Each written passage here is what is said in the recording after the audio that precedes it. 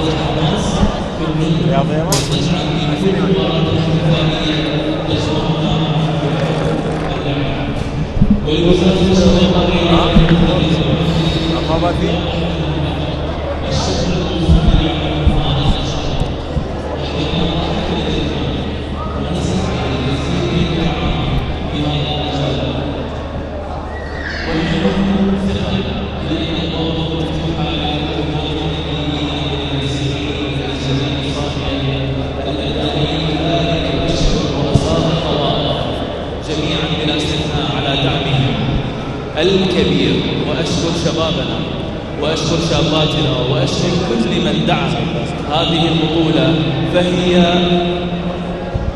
هذه البطولة بالأساس هي للتآلف والحب والاحترام وتبادل الصداقات، فنحن واحد وعراقنا واحد وحبنا واحد. شكرا لكم وبالتوفيق للجميع. شكرا لكم.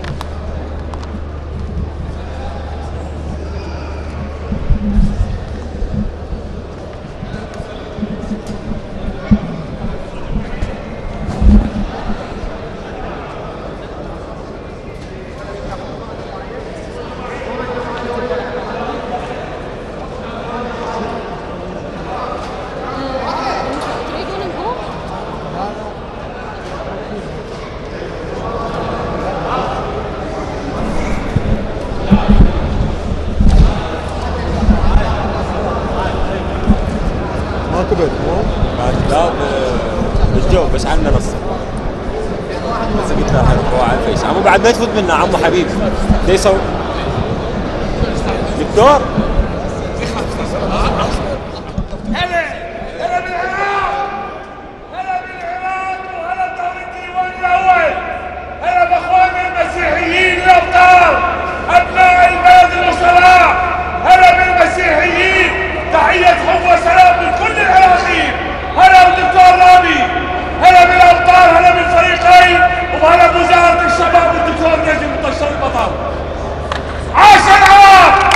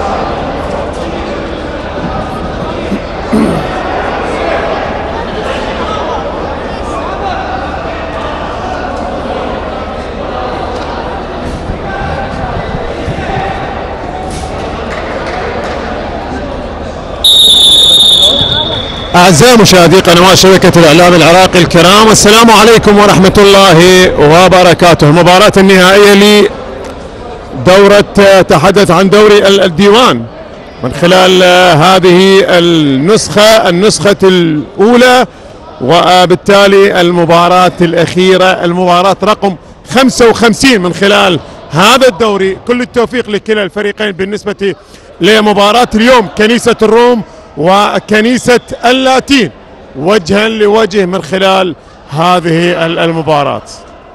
كنيسة اللاتين على يسار السادة المشاهدين، بينما كنيسة الروم على يمين السادة المشاهدين. اللقب حسم قبل أن تنطلق هذه المباراة، على اعتبار أنه من الجولة الماضية الجولة العاشرة حسمت الأمور بالنسبة للنسخة الأولى لدوري الديوان الأولى لموسم ونسخة 2024، وبالتالي اللقب حسم. وهنا الله الهدف الأول، هدف أول لكنيسة الروم. يأتي الهدف الأول بتسديدة مباشرة وتسديدة قوية من خلال اللقطة الماضية، سجل من خلالها أول أهداف المباراة. أول أهداف المباراة منو اللي سجل؟ مارك أدمون هو اللي سجل أول أهداف المباراة. إذن هدف لكنيسة الروم مع بداية المباراة، مع انطلاقة المباراة، وبالتالي هدف مقابل لا شيء الآن. والمباراة مهمة من البداية يبدو لي، والمباراة من البداية يبدو لي كذلك بأنها ستكون مباراة كبيرة، على اعتبار أنه الفريق اللي سجل هو ضمن اللقب، الفريق اللي سجل ضمن اللقب، والفريق الآخر كذلك هو يلعب من أجل الترتيب الثالث والرابع، وبالتالي ستكون مباراة مقدمة من خلال هذا اللقاء بشكل ممتاز وبشكل رائع. هذا ما نتمناه. البداية جيدة، البداية سجل من خلالها كنيسة الروم، وبالتالي كنيسة اللاتين يحاول، ولكن الكرة إلى خارج أرضية الملعب. المحاولة كانت عن طريق يوسف ثار، بينما تبقى هنا المحاولة، تبقى المحاولة وهنا مقطوعة الآن عن طريق صاحب الهدف الوحيد لغاية الآن مارك أدمون، وكرة تمرت إلى الخارج إلى جانبية من الجهة البعيدة، جانبية من الجهة البعيدة. مباراة انطلقت دقائق الأولى، وبالتالي المباراة بتوجيهات مستمرة من كلا المدربين. بالمناسبة أوس غضبان مدرب فريق كنيسة الروم، وبالمقابل لدينا رودي ماهر اللي هو مدرب كنيسة اللاتين. فرق المشاركة في البطولة وفي هذه النسخة الأولى لدوري الديوان كانت مشاركة ممتازة لجميع الفرق، كانت منافسة ممتازة لجميع الفرق. المنافسة وصلت حتى الجولة الماضية. بالمناسبة هذه الجولة 11 وهي الأخيرة، 11 وهي الأخيرة. كرة ملعوبة الآن، محاولة مستمرة، وصلت بعد ذلك لفادي رياض. تمرير الكرة الآن مقطوعة بضربة رأسية عن طريق دري رمزي. محاولة مستمرة ومرور. تبقى المحاولة، ممكن يسدد، سدد الكرة، ولكنها بعد ذلك الكرة مرت إلى ركنية من الجهة البعيدة. سدد مارفين رعد الكرة الماضية، وبالتالي مرت. تبقى المحاولة مستمرة، وبعد ذلك الإبعاد من جلال جبرة الكابتن من الجهة البعيدة. أبعد الكرة جلال، الضغط من كنيسة الروم صافرة، ولدينا خطأ. نذكر بأنه طبعا حكام اللقاء حيدر فالح وحيدر نجم، حكام هذه المباراة هم نفس الحكام اللي قادوا المباراة التي سبقت هذه المباراة، وكانت ما بين فريقين الديوان وكنيسة مريم العذراء، المباراة التي انتهت بهدفين لكل فريق، المباراة التي سبقت هذه المباراة. بينما هنا المحاولة مستمرة، ولكنها طالت على رامي سعد. كابتن فادي، عودة بالكرة لمارك، يحاول مارك، كرة باتجاه المرمى ولكنها مرت إلى الخارج. صاحب الهدف الوحيد لغاية الآن. كرة ملعوبة الآن، انطلاقة سريعة جهة اليمين، تقطع أو تترك. تقطع الكرة من يوسف سامر. يوسف يحاول يمر، يوسف مروة تقدم فيها، يوسف سدد الكرة ولكنها مرت إلى الخارج، إلى ركلة مرمى، إلى ركلة مرمى الآن. وبالتالي الكرة الماضية مرت إلى الخارج، جانبية الآن. مارك على التنفيذ، ليوسف، لمارك، تغيير اتجاه اللعب للكابتن فادي رياض، لمارك مرة أخرى، محاولة مستمرة تنقل الكرة للأمام. أفضل كنيسة الروم، وكنيسة الروم لمارك، مارك صوب وسدد الكرة، ولكنها أبعدت مرة أخرى إلى الخارج. أفضل اللاعبين لغاية الآن على مستوى هو سجل. الله جول ثاني، هدف ثاني ليوسف سامر، سجل الثاني. كنيسة الروم الفريق المتوج، الفريق الذي يقدم مباراة كبيرة ويقدم عطاء ممتاز لغاية الآن، يسجل الثاني، وهذه المرة من تسديدة يسارية سجل من خلالها، واستطاع أن يسجل من خلالها يوسف سامر الهدف الثاني الجميل والرائع جدا. ربما الآن هل يقلص الفارق؟ هل يعود مرة أخرى بالنسبة للفريق الذي يحاول أن يقلص الفارق من خلال هذه المباراة؟ أتحدث عن كنيسة اللاتين، الفريق الذي يلعب من أجل تحديد مركز يعني ربما ثالث أو رابع، ولكنه يعني من خلال الأدوار وصل لهذه المباراة، ومباريات كانت حاضرة على شكل دوري، هي مجموعة واحدة، هكذا نظمت البطولة، هكذا أقيمت البطولة على شكل دوري. الفريق يلعب مع كل الفرق، يعني تلعب 11 مباراة في 11 جولة. كما ذكرت هذه المباراة رقم 55، المباراة الأخيرة. كرة محاولة مستمرة وهدف ثالث إذن لكنيسة الروم. الهدف الثالث الآن يسجل لكنيسة الروم، وهذه المرة من يظهر؟ مايكل محفوظ هو اللي يسجل، المعروف بمايكل الخوري، هو اللي يسجل الثالث، سجل الثالث، وربما الرابع، والكرة مرت بعد ذلك من أمام. هذه المرة سيفان عماد هو اللي حاول مع الكرة الماضية، وبالتالي هنا محاولة، والقائم هذه المرة الكابتن فادي رياض. هنا تغيير اتجاه اللعب، والمحاولة مستمرة، ولكنها مرت إلى الخارج. محاولة كانت عن طريق ضري رمزي، كرة لحارس المرمى سامر نصير، بينما هنا تسديدة ولكنها مرت إلى الخارج من الكابتن جلال جبرة.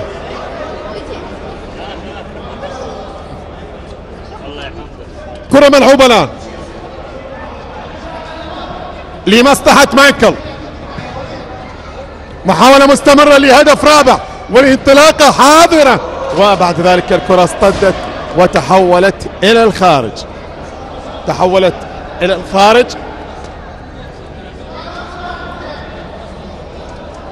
مايكل، كرة مقطوعة الآن، سيفان، كرة تمرت إلى الخارج، وبالتالي تبقى الأمور بتقدم فريق كنيسة الروم ب3 أهداف على حساب كنيسة اللاتين. هذه المباراة الختامية من خلال النسخة الأولى لدوري الديوان الذي يقام، هدف رابع الآن، سجل الرابع، تقدم من خلال هذه الكرة مايكل، هدف الثاني الشخصي من خلال هذا اللقاء، وهو الهدف الرابع من خلال هذه المباراة. رباعية من خلال 10 دقائق فقط مرت تقدم من خلالها كنيسة الروم. 4 أهداف مقابل لا شيء الآن. هنا المحاولة مستمرة، رامي حبيب، والمحاولة والإبعاد من حارس المرمى بمرة أولى ومرة ثانية على التوالي.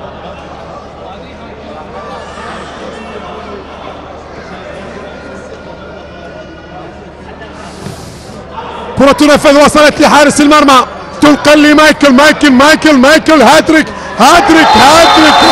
الآن، هاتريك الآن لمايكل محفوظ. مايكل الخوري يسجل ثلاثية، يسجل هاتريك وهدف خامس لمصلحة كنيسة الروم. 5 أهداف مقابل لا شيء لكنيسة اللاتين.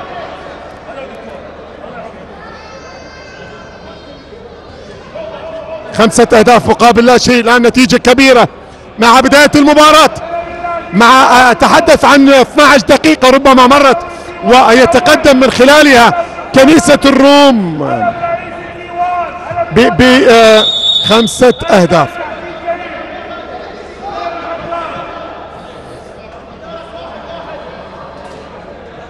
خطأ الآن وركلة حرة مباشرة لكنيسة اللاتين. بعد ذلك التمريرة مستمرة، تبقى المحاولة خطيرة جميلة كانت اللقطة الماضية، وبالتالي كان رامي حبيب. هنا الكرة مرت وبالتالي تبقى المحاولة الآن لمصلحة رامي حبيب. تمريرة الكابتن حارس المرمى يتصدى بالأولى وبعد ذلك الثانية. جلال جبرة هو اللي سدد الكرة الماضية، كانت جميلة المحاولة، ولكن سامر نصير حارس المرمى اللي أشوف عنده زيادة بالوزن. اي والله عنده زيادة بالوزن، ولكنه تألق في اللقطة الماضية، وربما في هذه يتصدى بالمرة الأولى وبالتالي حتى الثانية مرة يتصدى بشكل ممتاز. كرة إلى الخارج، لدينا لاعب ملقى على أرضية الملعب اللي هو يوسف سامر.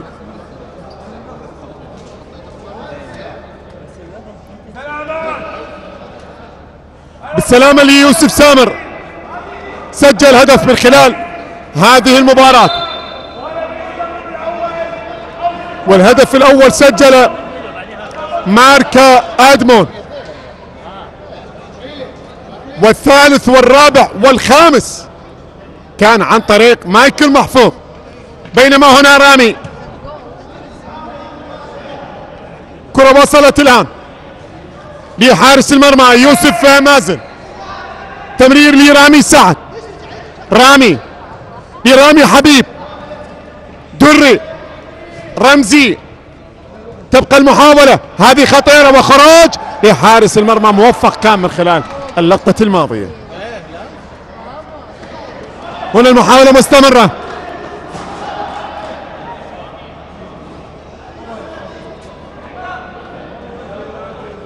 كرة ملعوبة الآن لمصلحة سامر، خاطئة الكرة. تبقى المحاولة طالت إلى الخارج وإلى جانبية الآن من الجهة القريبة. مايكل يحاول أن يسدد ويسدد الكرة، ولكنها مرت إلى الخارج الآن.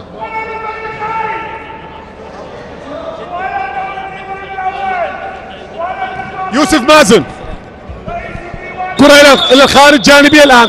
إذن هنا الصافرة. أعزائي مشاهدي قنوات شبكة الإعلام العراقي الكرام، أينما كنتم تأتي الصافرة لنهاية الشوط الأول بتقدم كنيسة الروم ب5 أهداف مقابل لا شيء لكنيسة اللاتين. استراحة قصيرة على أمل العودة إن شاء الله مع بداية الشوط الثاني. إلى ذلك الحين إلى اللقاء.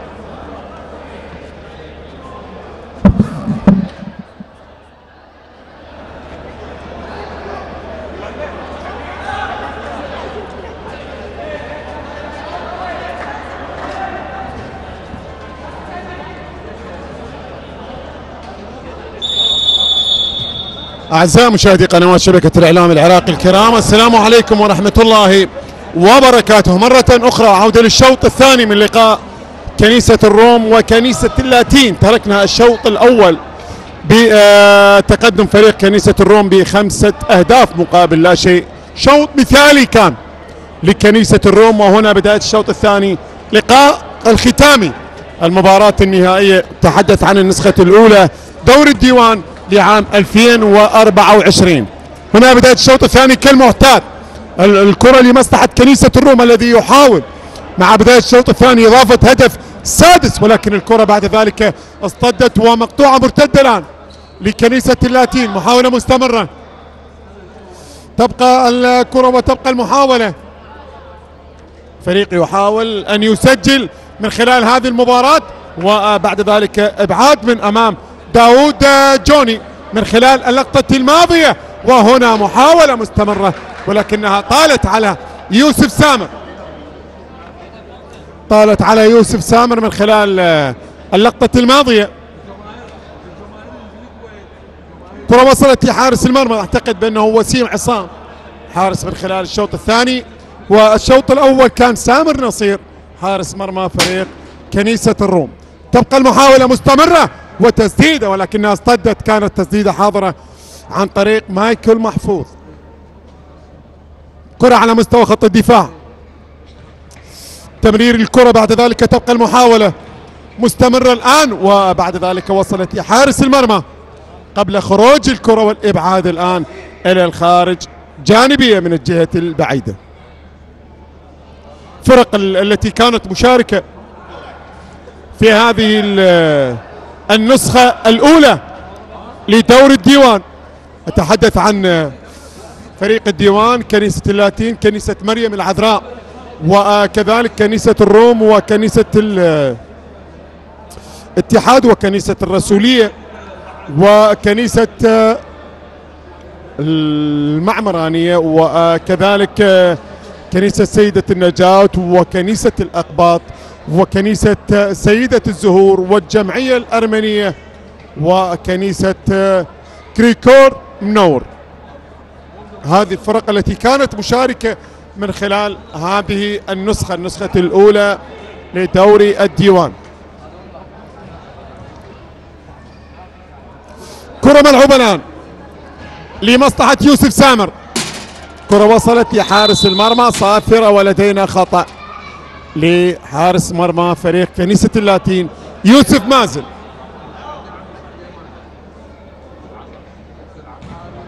تمرير الآن، خروج لحارس المرمى، أبعد الكرة بشكل مباشر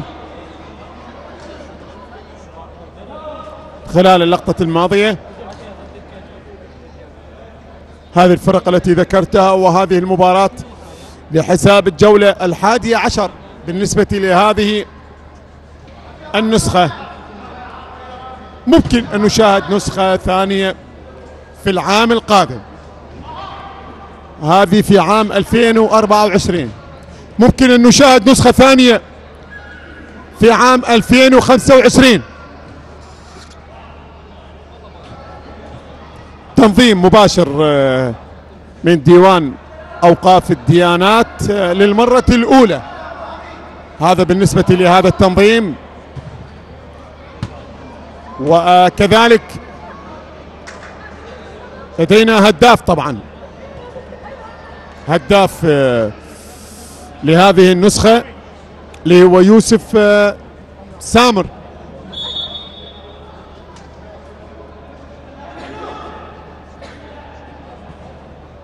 يوسف سامر هو الهداف للبطولة ب29 هدف، واليوم سجل هدف، يعني هدف رقم 30 في هذه النسخة لغاية الآن ليوسف سامر.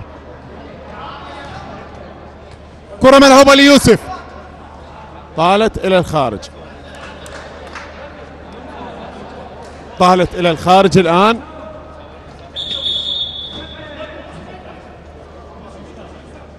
خطأ بالتنفيذ من خلال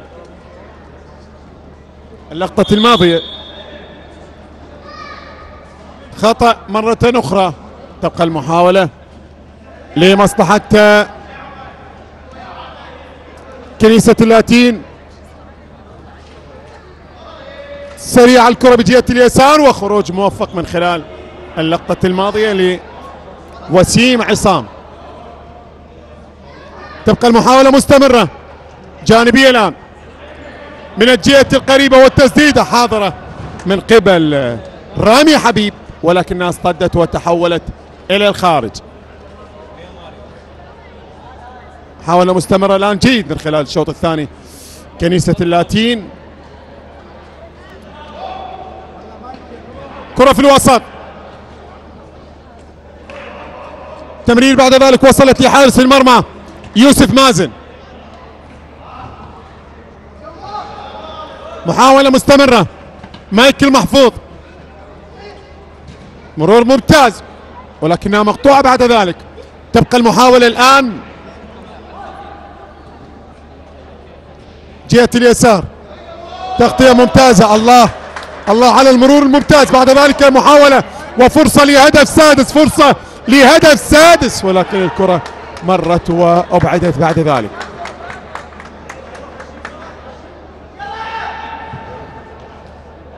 تنفذ الكرة الآن.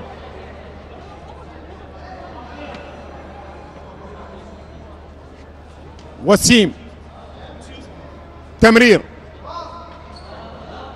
ليوسف عيسى، كرة خاطئة. تبقى المحاولة وهنا وتسديدة عن طريق مارف الرعد ولكنها مرت إلى الخارج. مارف الرعد والكرة مرت إلى الخارج. تبقى المحاولة الآن لمصلحة رامي سعد، تمرير لرامي حبيب، مرر الكرة مقطوعة الآن، وصلت لمارفن، تمرير الكرة ليوسف الآن، يحاول يوسف سامر ويسدد الكرة ولكن حارس المرمى يوسف مازن. يوسف مازن الآن، كرة بعد ذلك إلى جانبية من الجهة القريبة. هنا تسديد والإبعاد من قبل حارس المرمى، أبعد الكرة الماضية. تبقى المحاولة الآن إلى الخارج، جانبية من الجهة البعيدة. محاولة وتسديد وهدف، هدف سادس.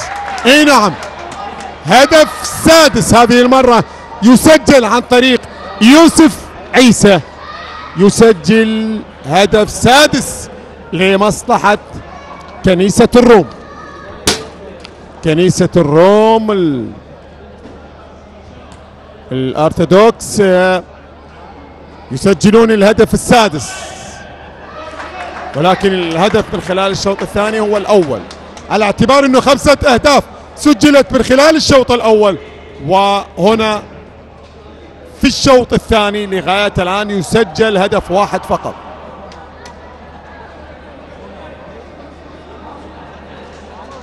هدف السادس جاء عن طريق اللاعب يوسف عيسى.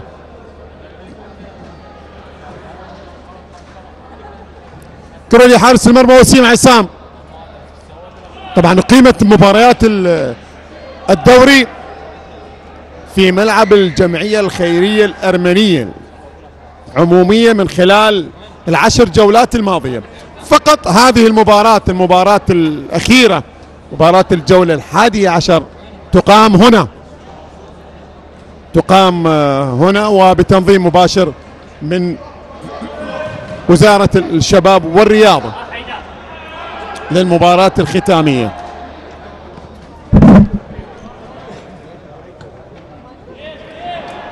كرة فيها مرور ممتاز وتسديدة ولكنها مرت إلى الخارج. اللجنة التي ساهمت بتنظيم الدوري مكونة من 7 أشخاص تقريبا، 7 أشخاص لهم دور كبير وفعال بتنظيم الدوري للديوان بالنسخة الأولى، وهم طبعا لاعبين وإداريين ومدربين في الدوري. إيشو حنا، إيدار سالم، ليث عامر، سلوان الياس، وفراس إدريس، ورودي ماهر، وعيسى رائد. هذه الأسماء كانت لها كلمة على مستوى التنظيم وبشكل ممتاز وفعال جدا من خلال هذه النسخة الأولى. بينما هنا المحاولة مستمرة عن طريق رامي سعد. رامي وهنا تسديده ولكنها مرت. رامي حبيب سدد الكرة ولكنها مرت إلى الخارج إلى ركلة مرمى.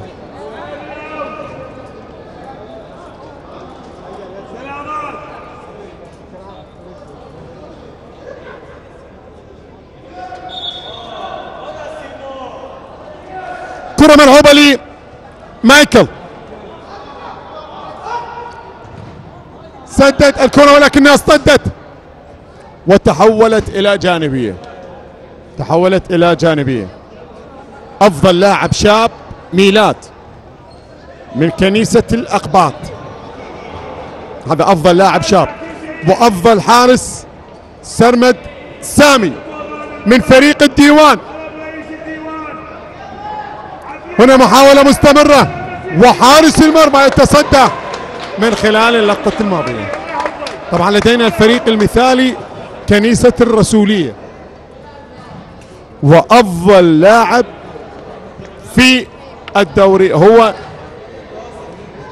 لاعب مايكل محفوظ، مايكل الخوري لاعب كنيسة الروم اللي سجل هاتريك من خلال هذه المباراة. هو أفضل لاعب في البطولة، ولكن أفضل لاعب شاب ميلاد من كنيسة الأقباط. تحية للجميع، تحية لكل من ساهم بإنجاح دوري الديوان الأولى لنسخة 2024. تحية لكل الفرق، تحية لكل الكنائس، تحية لكل اللاعبين، تحية لكل المدربين، تحية لكل من ساهم واجتهد بإنجاح دوري الديوان بالنسخة الأولى لعام 2024.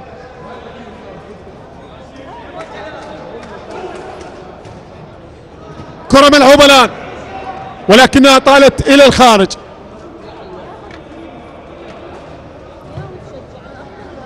في الوسط لي مارفن،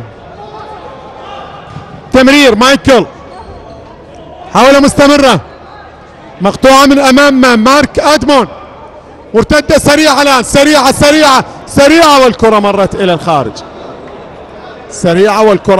إلى الخارج. كان رامي سعد من خلال اللقطة الماضية. كرة ملعوبة الآن صافرة ولدينا خطأ.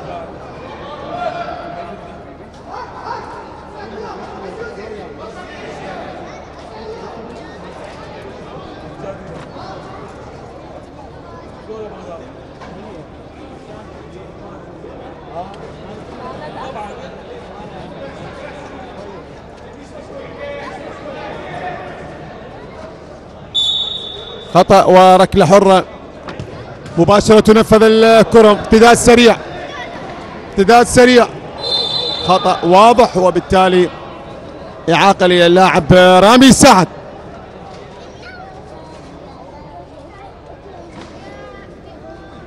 رامي حبيب يعود ليوسف مازن، تمرير الآن، هذه فرصة ومحاولة وخروج لحارس المرمى من خلال اللقطة الماضية من أمام يوسف ثار.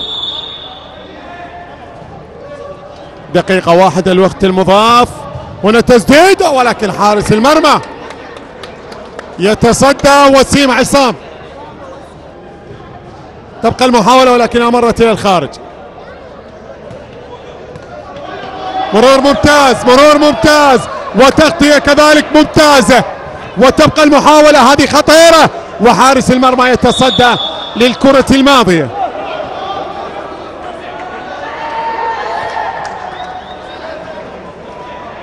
تبقى المحاولة مرتدة الآن سريعة وحارس المرمى يتصدى بشكل ممتاز. هذه المرة وسيم كرة إلى الخارج من الكابتن جلال جبرة. وسيم حارس المرمى.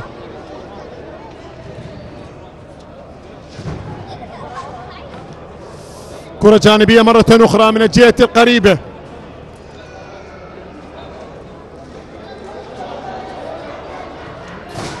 تمرير الآن وحاول التسجيل هدف على أقل تقدير من خلال هذا اللقاء لكنيسة اللاتين.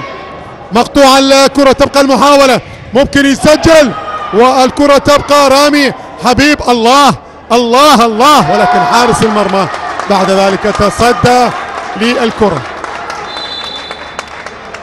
تصدى للكرة من خلال اللقطة الماضية وسيم عصام، وبالتالي يتصدى، ولكن كانت فرصة متاحة لكنيسة اللاتين من أجل الخروج على أقل تقدير من خلال هذا اللقاء بهدف، ولكن حارس المرمى تفوق وكانت له الكلمة من خلال اللقطة الماضية.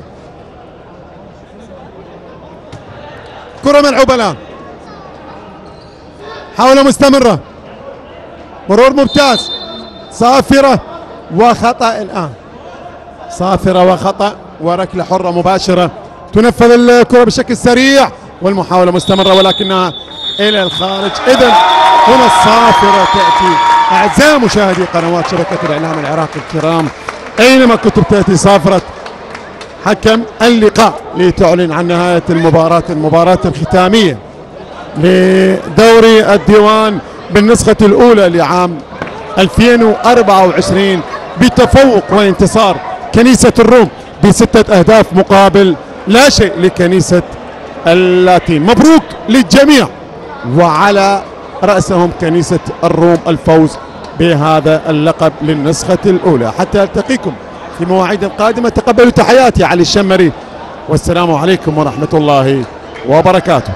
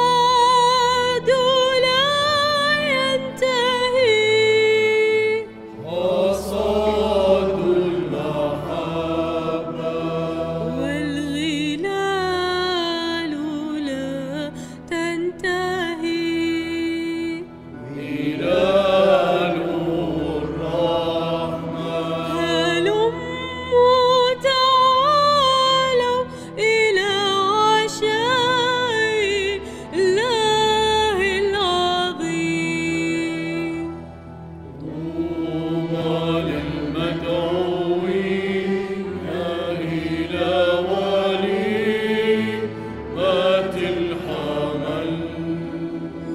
طوبى للمدعوين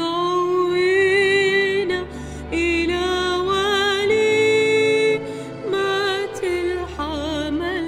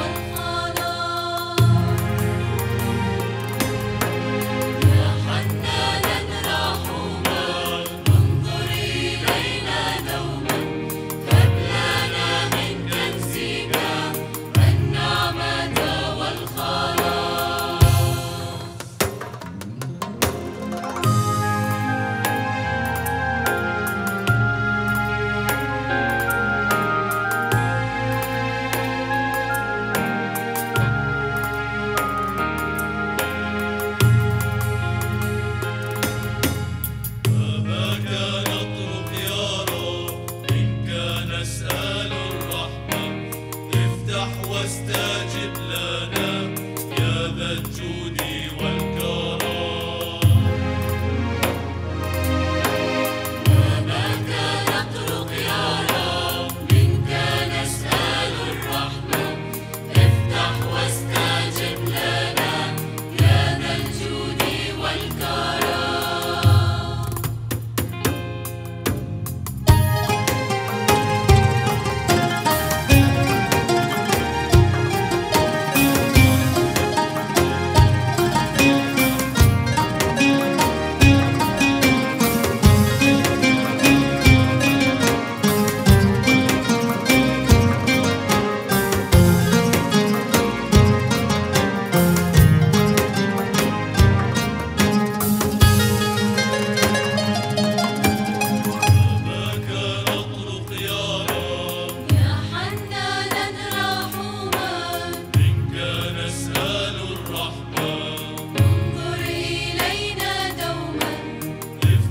واستجب